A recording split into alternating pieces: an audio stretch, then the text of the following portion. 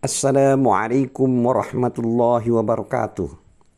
Alhamdulillahi rabbil alamin.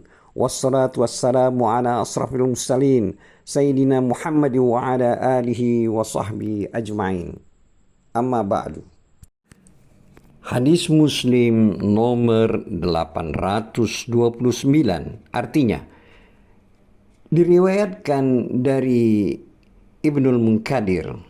Ia pernah mendengar Jabir radhiyallahu anhu mengatakan, dulu orang-orang Yahudi mengatakan, bila seorang lelaki menyetubuhi istrinya dari arah belakang, maka anaknya nanti akan juling. Maka turunlah ayat, yaitu surat Al-Baqarah ayat 223, yang artinya, istri-istrimu adalah ladang bagimu, maka datangilah ladangmu sesukamu. Hadis ini juga diriwayatkan oleh Al-Bukhari nomor hadis 4528. Hadis Muslim nomor 830. Artinya, diriwayatkan dari Abu Hurairah radhiyallahu anhu, ia berkata, Rasulullah Shallallahu Alaihi Wasallam pernah bersabda, bila seorang suami mengajak istrinya untuk berhubungan badan, lalu istrinya menolak, sehingga semalaman suami tersebut jengkel terhadap istrinya, maka istrinya tersebut dilaknat oleh para malaikat sampai pagi. Hadis ini juga diriwayatkan oleh Al-Bukhari nomor hadis 3237. Hadis Muslim nomor 831. Artinya, diriwayatkan dari Abu Sa'id Al-Khudri radhiyallahu anhu, ia berkata, Nabi SAW pernah bersabda, sesungguhnya di antara manusia yang paling jelek kedudukannya di sisi Allah pada hari kiamat adalah suami yang memberitahukan kejelekan istrinya kepada orang lain. Lalu si istri juga membuka aib suaminya. Kemudian suami tersebut menyebarkan rahasia istrinya sendiri. Hadis Muslim nomor 832. Artinya, diriwayatkan dari Abu Hurairah radhiyallahu anhu, ia berkata, aku pernah mendengar Nabi SAW bersabda, setiap umatku aku mintakan perlindungan atau pengampunan, kecuali orang-orang yang membuka aib mereka sendiri. Di antaranya adalah pada malam hari seseorang melakukan suatu perbuatan yang seharusnya dirahasiakan lalu hingga pagi. Allah Azza wa Jalla menutupinya. Tetapi kemudian orang itu sendiri mengatakannya kepada orang lain. Tadi malam aku telah berbuat begini, telah berbuat begitu. Padahal semalaman Allah menutupinya, tetapi pada pagi harinya orang tersebut membuka apa yang ditutupi oleh Allah. Hadis Muslim nomor 833. Diriwayatkan dari Abu Sa'id Al-Khudri radhiyallahu anhu, ia berkata, azal dituturkan oleh seseorang di sisi Nabi. Lalu beliau bertanya, apa yang kalian maksudkan? Para sahabat bertanya, seorang laki-laki mempunyai istri yang masih menyusui, lalu laki-laki tersebut menyetubuhi istrinya, tetapi tidak ingin istrinya hamil, maka dia melakukan azal. Juga ada seorang lelaki yang memiliki budak perempuan, lalu laki-laki tersebut menyetubuhinya, tetapi dia tidak ingin budak perempuan itu hamil, maka dia melakukan azal. Nabi SAW bersabda, jangan lakukan itu. Percuma saja, karena kehamilan itu sudah ada takdirnya. Kata Ibnu Aun, aku ceritakan hal itu kepada Al-Hasan. Lalu dia mengatakan, demi Allah, sepertinya ini adalah peringatan atau teguran dari Allah. Hadis Muslim nomor 834. Artinya, diriwayatkan dari Jabir bin Abdullah radhiyallahu anhu. Ia berkata, seorang laki-laki bertanya kepada Nabi SAW. Kata laki-laki itu, ya Rasulullah, saya mempunyai budak perempuan dan saya melakukan azal terhadap dia.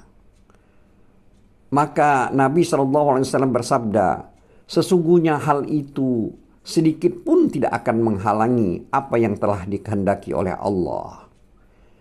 Kata Jabir, lain waktu laki-laki tersebut datang lagi, lalu mengatakan, ya Rasulullah, budak perempuan yang saya dulu ceritakan kepada Anda, itu sekarang telah hamil. Nabi SAW menjawab, aku adalah hamba Allah dan Rasul-Nya. Hadis Muslim nomor 835.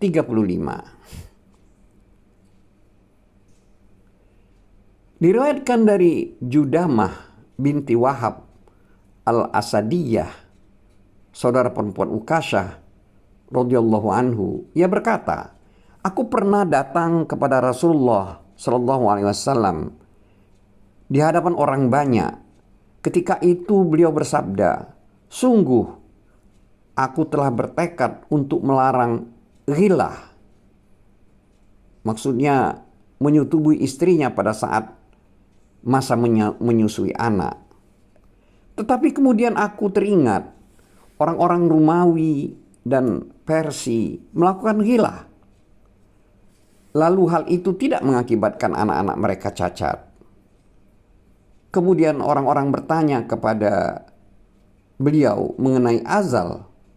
Maka Nabi SAW menjawab, itu adalah penguburan hidup-hidup secara samar.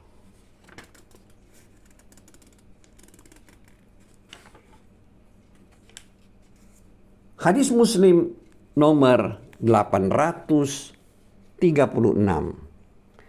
Artinya, diriwayatkan dari Abu Darda radhiyallahu anhu dari Nabi SAW bahwasanya beliau mendatangi seorang budak, seorang tawanan yang hamil tua di pintu Fuscah. Lalu beliau bertanya, mungkin Abu Darda ingin memilikinya? Para sahabat menjawab, iya.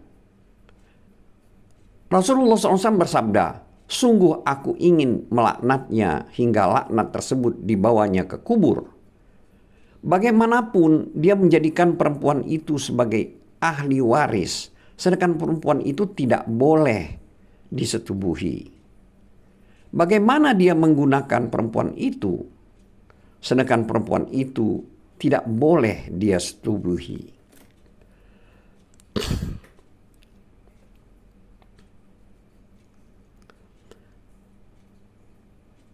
Hadis Muslim nomor 837.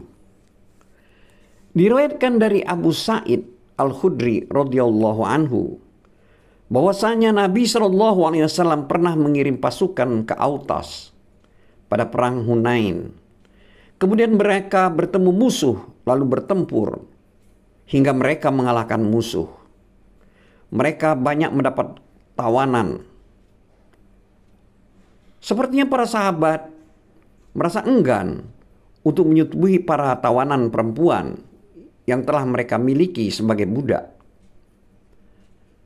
karena mereka mempunyai suami musyrik. Kemudian Allah Azza wa Jalla menurunkan ayat yang berkaitan dengan hal tersebut, yang artinya diharamkan bagimu mengawini wanita yang bersuami kecuali budak-budak yang kamu miliki. Surat An-Nisa ayat 24. Yakni maksudnya budak-budak perempuan tersebut kau setubuhi setelah iddah mereka berakhir.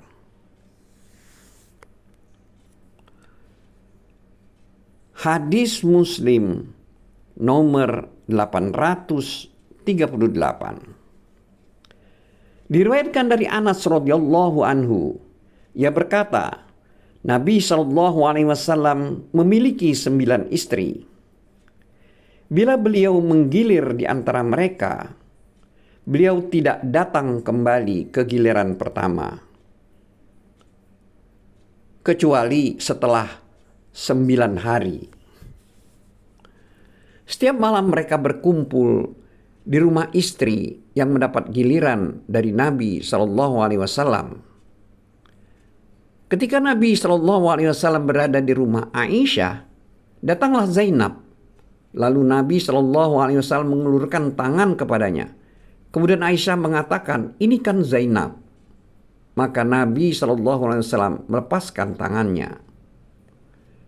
Lalu Aisyah dan Zainab bertengkar hingga saling menjelekkan. Kemudian tibalah waktu sholat. Lalu Abu Bakar radhiyallahu anhu lewat di situ dan mendengarkan suara mereka berdua, maksudnya bertengkar. Lalu Abu Bakar mengatakan, ya Rasulullah, mari kita keluar untuk sholat dan sumbatlah mulut mereka dengan tanah. Maka Nabi SAW keluar.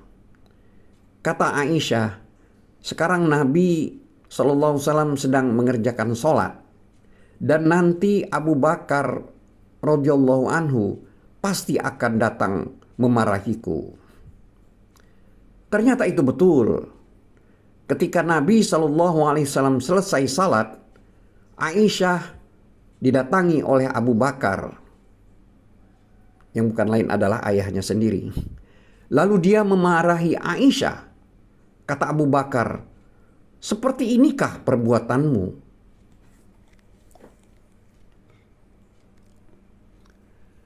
Hadis Muslim nomor 839.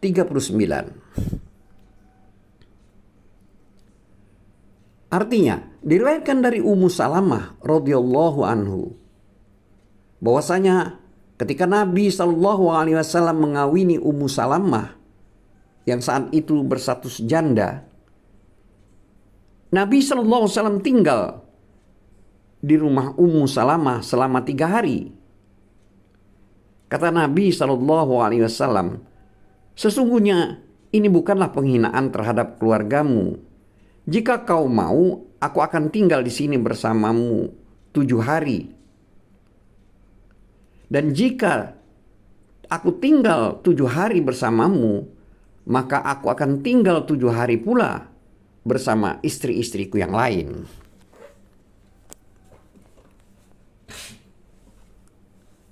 Hadis Muslim nomor 840. Diriwayatkan dari Anas bin Malik radhiyallahu anhu, ia berkata, bila seorang lelaki mengawini seorang gadis sebagai istri muda, maka lelaki tersebut tinggal di rumah istri barunya itu selama 7 hari. Dan jika seorang lelaki mengawini janda sebagai istri mudanya, maka lelaki tersebut tinggal di istri barunya itu selama 3 hari.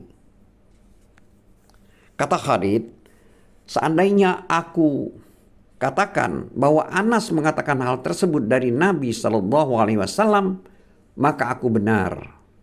Tetapi Anas mengatakan, begitulah ajaran dari Nabi. Hadis ini juga diriwayatkan oleh Al-Bukhari, nomor hadis 5214.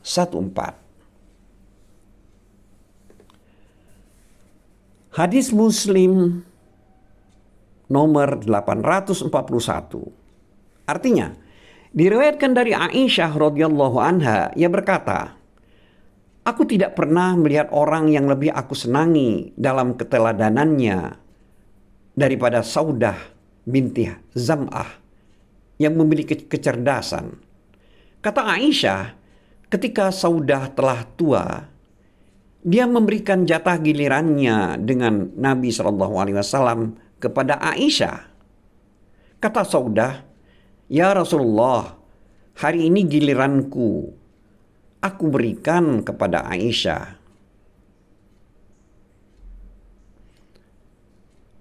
Maksudnya, "Ya Rasulullah, hari giliranku, aku berikan kepada Aisyah."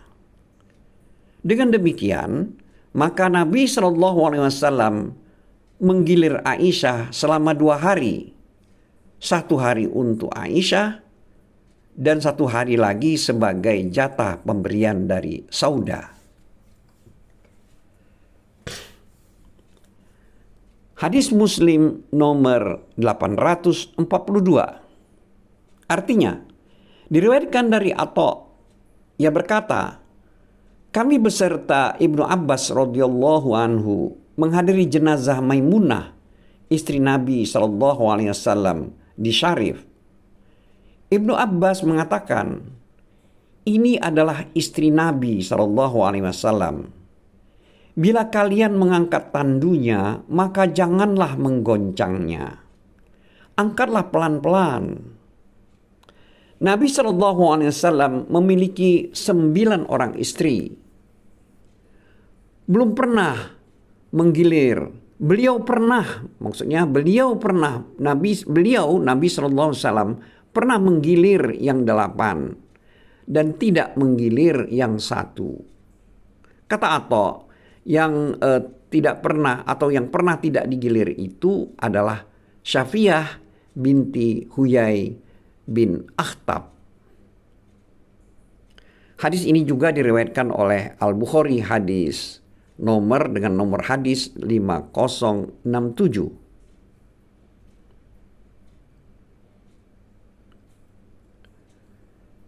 Hadis Muslim nomor 843. Diriwayatkan dari Jabir bin Abdullah radhiyallahu anhu bahwasanya Nabi SAW pernah melihat seorang perempuan. Lalu beliau mendatangi Zainab, istri beliau, yang sedang menyamak kulit miliknya. Kemudian beliau berhubungan atau menyalurkan hasrat keinginan beliau.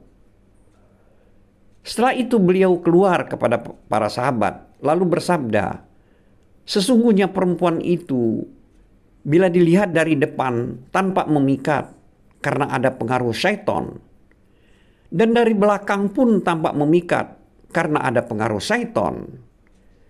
Bila seseorang melihat perempuan lalu terpikat, maka segeralah dia pulang untuk berhubungan dengan istrinya." Maksudnya berhubungan seksual. Karena yang demikian itu bisa melerai atau menghilangkan nafsu seksualnya. Maksudnya terhadap wanita lain tersebut.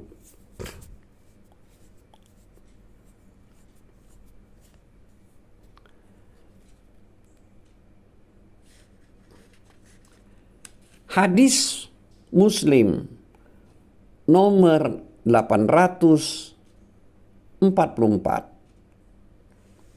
Artinya,